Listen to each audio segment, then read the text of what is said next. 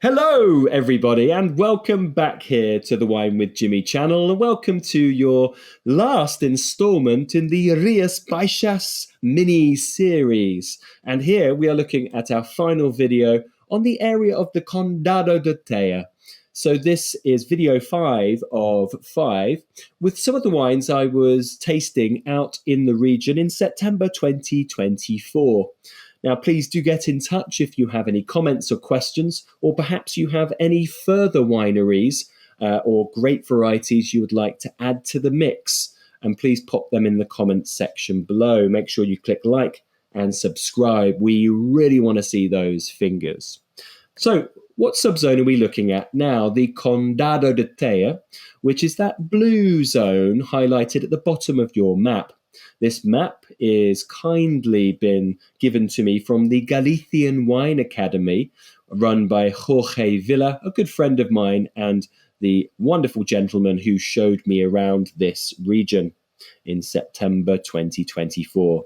The Condado de Teia is the warmest subzone, located just north of the Miño River, and of course, therefore, just north of Portugal.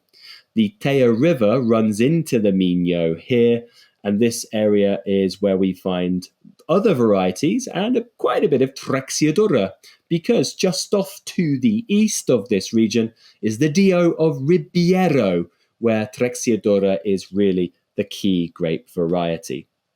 Let's go through some of these wines that I tried, and the bowling pin bottle with a floral transparent design on it comes first. So this is the Bodegas Marques de Vizhoja, Señor de Folla Verde, Folla Verde. And this is 70% Albarino, 15% Loriera, and then that 15% Trexiadura, which is a bit more of a thing down in this sub-region. 13% alcohol, cold soaked for 16 hours, and then a cold fermentation with no aging.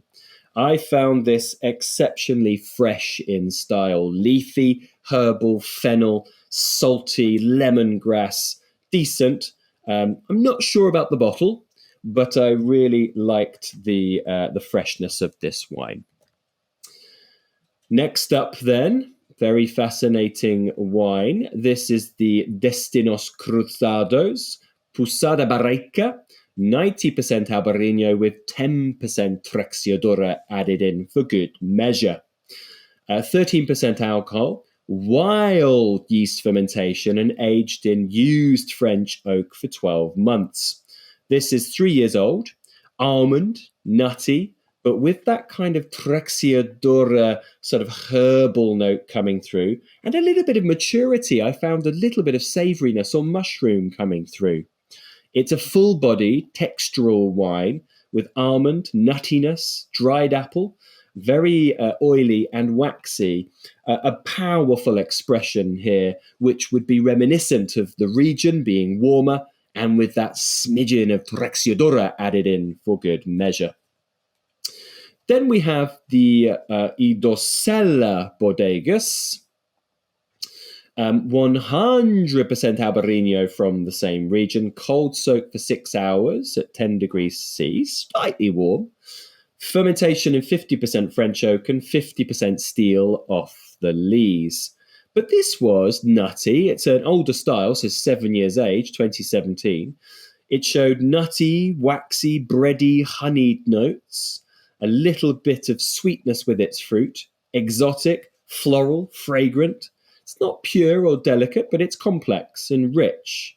Waxy, nutty, with good age and good length. A very fascinating wine.